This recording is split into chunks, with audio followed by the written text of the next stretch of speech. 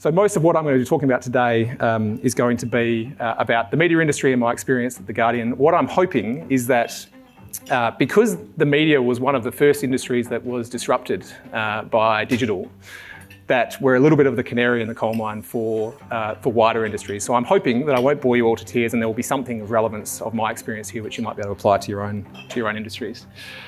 And really the theme of today is we're moving quite obviously from a period of relative certainty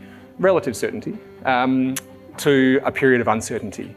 The pace of change is only accelerating and you really have to be comfortable with that and also hire people that are comfortable with that.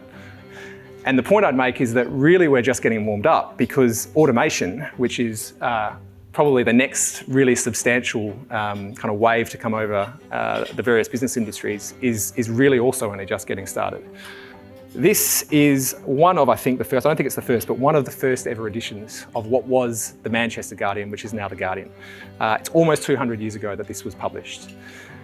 Now, over the next 180 years, we've got colour printing, we've got better formats so you could actually read the things without glasses. It certainly improved, but the primary job of news media was kind of the same.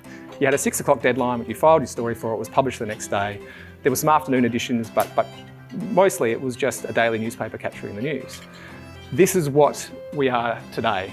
So in the last really 15 to 20 years, we've gone from having one newspaper to having websites, mobile apps, still the printed products, audio distribution, video and distribution to smart speakers. So what have we learnt through this process?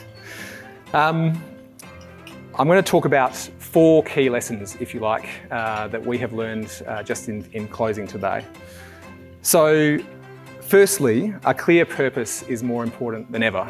And by that I mean having a purpose which is above and beyond just we want to make a profit. Now obviously every business wants to make a profit, and the more profit you make, the more choices you have and the more you can do with your business. So that should continue.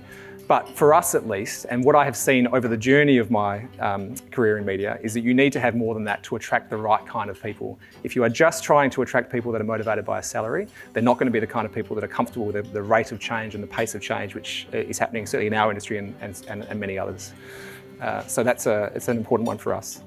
The last 2 primarily relate to our journalism, but I will quickly talk through them. So be meaningful. We will report on things that actually matter to the world, and so that sort of guides our reporting. We could be a lot bigger, by the way. We could be a much bigger news organisation if we reported on Hollywood gossip and those sorts of things. We deliberately don't, because it's just, there's more than enough of that. Our whole purpose for being is to try and improve democracy, as highfalutin as that sounds, and so we try and be meaningful in all of our reporting.